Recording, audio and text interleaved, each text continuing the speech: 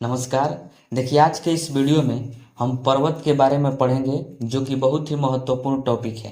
किसी भी एग्जाम में एक या दो प्रश्न जो है इससे पूछा जाता है। तो चलिए अब वीडियो को शुरू करते हैं। तो देखिए, हम सबसे पहले समझ लेते हैं कि भारत में जो है भौतिक विभाजन कैसे हुआ है।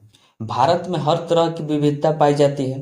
कहीं पर ऊंचे ऊंचे पर्वत हैं, तो कहीं पर समतल पठार हैं, तो अधिकांश भाग पर समतल मैदान है। इस तरह की विविधता जो है भारत में देखने को मिलती है। देखिए, पर्वत जो है, भारत में पर्वतीय क्षेत्र का विस्तार भारत के संपूर्ण क्षेत्रफल का 10.7% भाग पर है। इसका मतलब हुआ कि भारत के संपूर्ण क्षेत्रफल में 10%, लगभग 10.5% क्षेत्रफल पर पर्वत है। ठीक है। उसके बाद कि भारत में पहाड़ी क्षेत्र का विस्तार जो है भारत के संपूर्ण क्षेत्रफल का 18.6% भाग पर है। यानी 18.6% भाग पर भारत के पहाड़ी हैं। केवल और केवल क्या है? पहाड़ी। उसके बाद वही भारत में पठार का विस्तार एक ही स्थान पर है, 27%। पूरे भारत में एक ही स्थान पर कितना परसेंट पठार हैं? तो 27% जो है पठार हैं, संपूर्ण क्षेत्रफल के, भारत के क्षेत्रफल के। उसके बाद भारत में सबसे विस्तृत भौगोलिक क्षेत्र का विस्तार मैदान का है, 43%।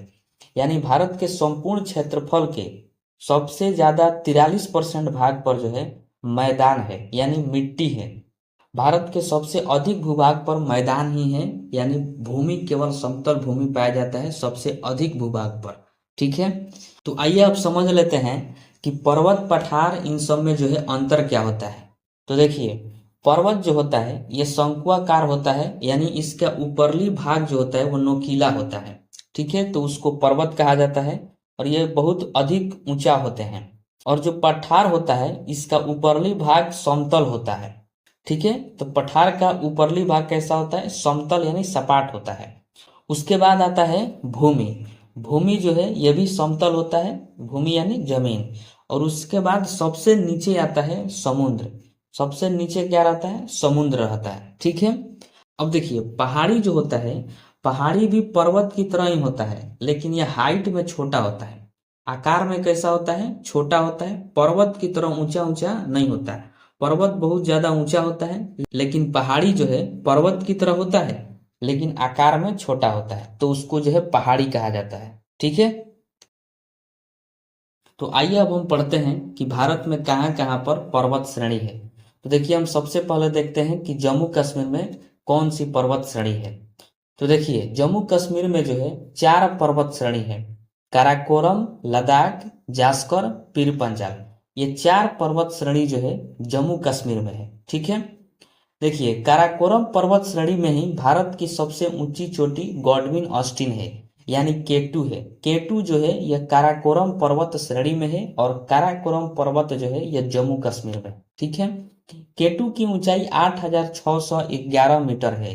तो इसको आप ध्यान में रखिएगा कि केटू जो है किस पर्वत श्रेणी में है? तो काराकोरम पर्वत श्रेणी में है। ठीक। और यह जो चोटी है पाक अधिकृत कश्मीर में स्थित है। इसका मतलब हुआ कि आज वर्तमान में जो है केटू जहां पर है वह हिस्सा जो है पाकिस्तान के कब्जे में है। ठीक है। उसके बाद है लद्दाख। देखिए, लद्दाख पर्वत श्रेणी में वनस्पतियों का अभाव है। यहाँ पर शीत मरुस्थल है जो सालों भर बर्फ से ढका रहता है। देखिए, लद्दाख जो है ये सालों भर बर्फ से ढका रहता है, इसलिए इसको जो है शीत मरुस्थल के नाम से भी जाना जाता है। ठीक है। उसके बाद देखते हैं जास्कर। देखिए, जास्कर की सबसे ऊंची चोटी नंगा पर्वत है। तो इसको आप ध्यान में रखिएगा कि जास्कर पर्वत श्रृंखला की सबसे ऊंची चोटी कौन सी है? तो नंगा पर्वत है। यह प्रीवियस ईयर में पूछा हुआ प्रश्न है। ठीक है। अब आइए हम देखते हैं अरावली पर्वत श्रेणी के बारे में। तो देखिए, अरावली पर्वत श्रेणी जो है राजस्थान में स्थित है। जैसा कि आप इमेज में देख रहे हैं कि अरावली पर्वत श्रेणी कहाँ है? राजस्थान में है। परंतु इसका भाग गुजरात से लेकर हरियाणा, दिल्ली तक 800 किलोमीटर तक फैला हुआ है। अरावली पर्वत कितना फैला हुआ है? तो 800 किलोमीटर तक फैला हुआ है, और यह गुजरात में भी है, हरियाणा और दिल्ली में भी है। ठीक है। इसकी सबसे ऊंची चोटी गुरु शिखर है। देखिए अरावली पर्वत की सबसे ऊंची चोटी कौन सी है, तो गुरु शिखर है। इसको आप ध्यान में रखिएगा। गुरु शिखर की ऊंचाई की बात करें तो 1722 मीटर इसकी ऊंचाई है और गुरु शिखर जो है राजस्थान में है। देखिए एक बार प्रश्न पूछा था कि गुरु शिखर चोटी किस राज्य में है, तो राजस्थान में है। ठीक है, तो इसको आप ध्यान में रखिएगा। उसके बाद है कि अरावली पर्वत भारत की सबसे प्राचीन पर्वत श्रृंखला है। सबसे प्राचीन पर्वत श्रृंखला यदि प्रश्न पूछे कौन है, तो वह है अरावली पर्वत श्रृंखला और यह राजस्थान में है और इसकी सबसे ऊंची चोटी है गुरु शिखर। ठीक है, अब हम देखते हैं विंध्याचल पर्वत श्रेणी। देखिए विंध्याचल पर्वत श्रेणी जो है यह मध्य प्रदेश में है। यह अत्यधिक पुरानी एवं मुर्दार पर्वत श्रेणी है। विंध्याचल पर्वत श्रेणी बहुत ही पुराना हो गया है और यह मुर्दार पर्वत श्रेणी है। यह उत्तर भारत को दक्षिण भारत से अलग करती है। यदि आपसे एग्जाम में प्रश्न पूछे कि उत्तर भारत से दक्षिण भारत को अलग करने वाली पर्वत श्रेणी कौन है, तो वह है विंध्याचल पर्वत श्रेणी। इसको आप ध्यान में रखिएगा। विंध्याचल पर्वत श्रेणी मध्य प्रदेश से बिहार तक जाती है, जिसे बिहार में कैमूर की पहाड़ी कहते हैं।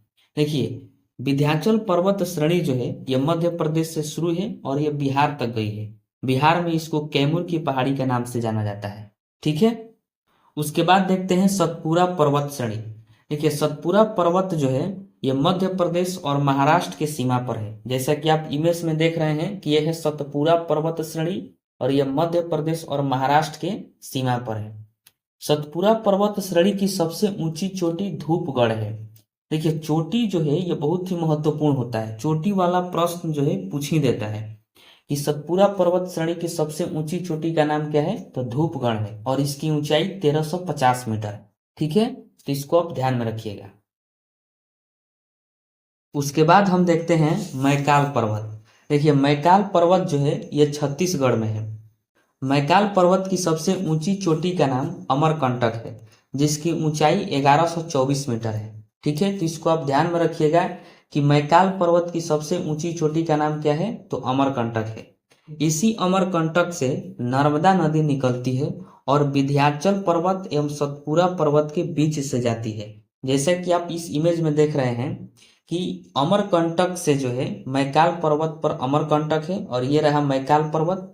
यहीं से नर्मदा नदी निकलती है और ऊपर है विंध्याचल पर्वत और नीचे है सतपुरा पर्वत। इन दोनों के बीच से नर्मदा नदी जो है निकल कर जाती है।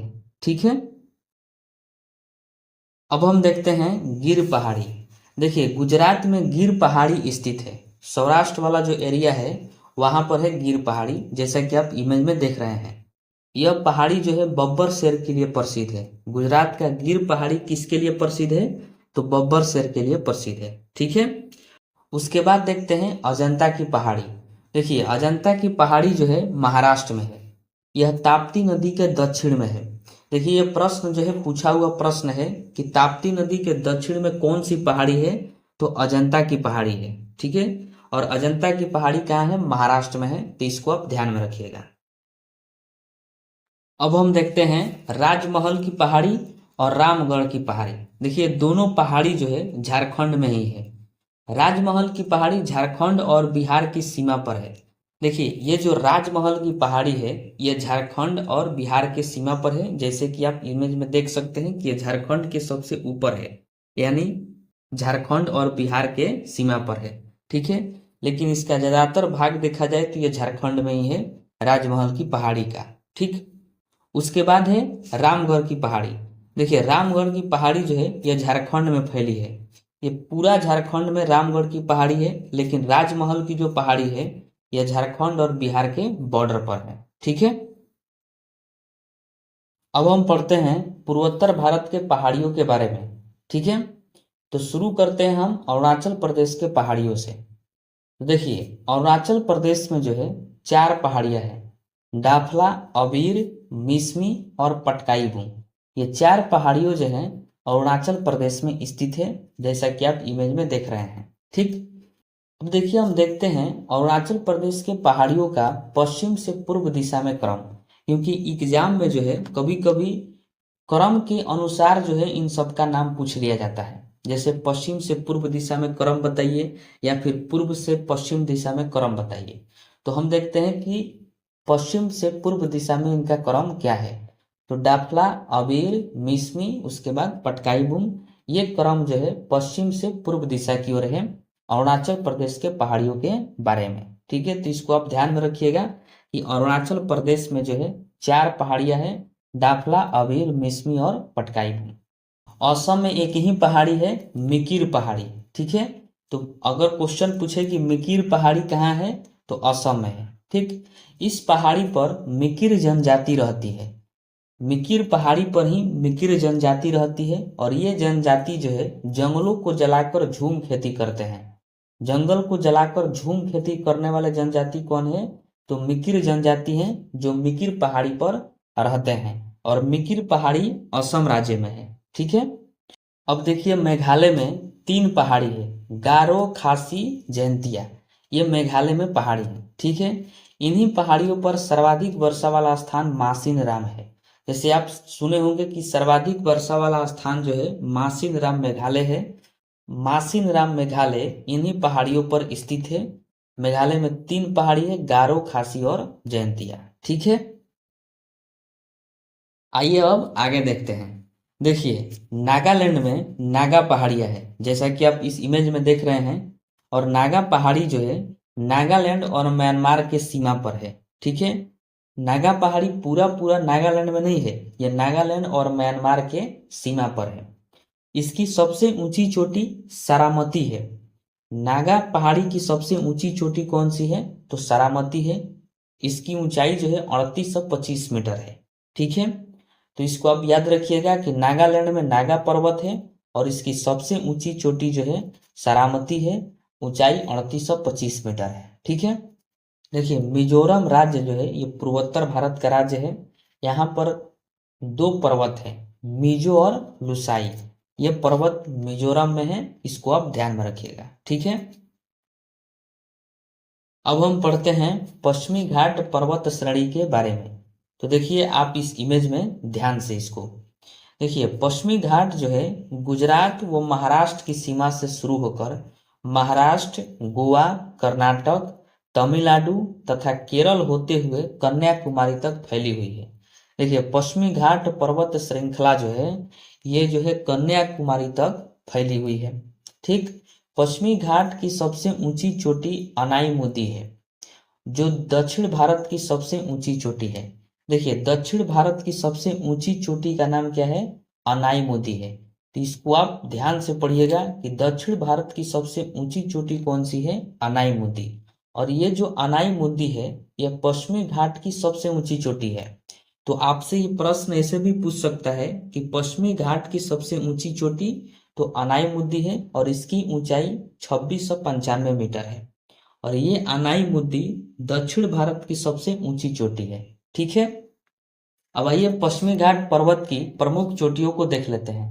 तो देखिए कुद्रेमुख, कलसुबाई, महाबलेश्वर ये जो हैं पश्चिमी घाट पर्वत की प्रमुख चोटी हैं। कलसुबाई, महाबलेश्वर महाराष्ट्र में है। ये प्रीवियस ईयर में पूछा हुआ प्रश्न है कि कलसुबाई, महाबलेश्वर जो है किस राज्य में है? तो महाराष्ट्र में स्थित है। ठीक है, देखिए भारत के सबसे नीचे 2 पहाड़ियां हैं, अन्नामलाई और काराडमम की पहाड़ी, जैसा कि आप इमेज में देख रहे हैं। ये दोनों पहाड़ी जो है पश्चिमी घाट का ही हिस्सा है, क्योंकि उसी के सीक में ये भी दोनों पहाड़ियां हैं। ठीक है, देखिए अन्नामलाई ये पश्चिमी घाट का ही हिस्सा है, जो तमिलनाडु राज्य में है। अन्नामलाई किस राज्य में है? तो तमिलनाडु राज्य में है। इसी पर अनाईमुदी है। अन्नामलाई पर्वत पर ही अनाईमुदी है और अनाईमुदी अभी आप पढ़े कि यह दक्षिण भारत की सबसे ऊंची चोटी है। दक्षिण भारत की सबसे ऊंची चोटी अनाईमुदी अन्नामलाई पर्वत पर है। ठीक है, उसके बाद है काराडमम की पहाड़ी। देखिए यह केरल एवं तमिलनाडु के सीमा पर है, जैसे आप देख रहे हैं इमेज में कि काराडमम की जो पहाड़ी है वह केरल और तमिलनाडु राज्य के सीमा पर है। यह भारत की सबसे निचली पहाड़ी है। देखिए अगर आपसे प्रश्न पूछे कि भारत की सबसे दक्षिणतम पहाड़ी यानी सबसे निचली पहाड़ी कौन सी है, तो काराडमम की पहाड़ी है, क्योंकि भारत के सबसे नीचे है, इसके बाद कोई पहाड़ी नहीं है। तो यह कार्डमम की पहाड़ी इसका आंसर हो जाएगा। ठीक है, और कार्डमम की पहाड़ी इलायची के लिए प्रसिद्ध है। मोस्ट इंपोर्टेंट क्वेश्चन है, इसको आप ध्यान में रखिएगा कि कार्डमम की पहाड़ी किसके लिए प्रसिद्ध है? तो इलायची के लिए प्रसिद्ध है। ठीक है, अब हम देखते हैं नीलगिरी पहाड़ी। देखिए नीलगिरी पहाड़ी जो है इसका आकार त्रिभुजाकार है, जैसा कि आप इमेज में देख रहे हैं। देखिए नीलगिरी पहाड़ी तमिलनाडु राज्य में है। किस राज्य में है? तो तमिलनाडु में है। नीलगिरी पहाड़ी में पूर्वी घाट और पश्चिमी घाट ये दोनों आकर मिलते हैं नीलगिरी पहाड़ी में। ठीक है, तो इसको आप ध्यान में रखिएगा कि पूर्वी घाट और पश्चिमी घाट कहाँ पर मिलते हैं? तो नीलगिरी पहाड़ी में मिलते हैं। नीलगिरी की सबसे ऊंची चोटी दोदा बेट्टा है। देखिए दोदा बेट्टा जो है ये नीलगिरी की सबसे ऊंची चोटी है। इसकी ऊंचाई की बात करें तो 2637 मीटर है दोदा बेट्टा की ऊंचाई, और यह नीलगिरी की सबसे ऊंची चोटी है। ठीक है, अब हम देखते हैं पूर्वी घाट पर्वत श्रेणी। देखिए पूर्वी घाट पर्वत श्रेणी जो है ये 3 टुकड़ों में अभी वर्तमान में है। ये जो है उड़ीसा से आता है। इसका 3 टुकड़ा जो है 2 नदियां मिलकर की है। एक हिस्सा जो है गोदावरी नदी तथा दूसरा हिस्सा को कृष्णा नदी जो है काटी है। ये 2 नदियां मिलकर पूर्वी घाट पर्वत श्रृंखला को 3 भागों में जो है बांट दी है, जैसा कि आप इस इमेज में इसको देख रहे हैं। ठीक, पूर्वी घाट पर्वत श्रेणी को महेंद्रगिरी पर्वत श्रेणी भी कहा जाता है। तो ये इसका दूसरा नाम है महेंद्रगिरी पर्वत श्रेणी, इसको आप ध्यान में रखिएगा। पश्चिमी घाट पर्वत श्रेणी को जो है साहिद्री पर्वत श्रेणी के नाम से भी जाना जाता है। इस बात को आप ध्यान से देखिएगा। ठीक है, देखिए पूर्वी घाट की सबसे ऊंची चोटी विशाखापट्टनम चोटी है। पूर्वी घाट की सबसे ऊंची चोटी कौन है? तो विशाखापट्टनम चोटी है। चोटी एकदम फिक्स याद रखिएगा, क्योंकि ये एग्जाम में जो है और पूछे या ना पूछे चोटी जरूर पूछता है। इसकी ऊंचाई की बात करें तो 1680 मीटर इसकी ऊंचाई है विशाखापट्टनम चोटी की, तथा दूसरी सबसे ऊंची चोटी महेंद्रगिरी चोटी है। देखिए पूर्वी घाट पर्वत की जो है सबसे ऊंची चोटी है विशाखापट्टनम चोटी, और दूसरी सबसे ऊंची चोटी है महेंद्रगिरी चोटी, जिसकी ऊंचाई 1501 मीटर है। ठीक है,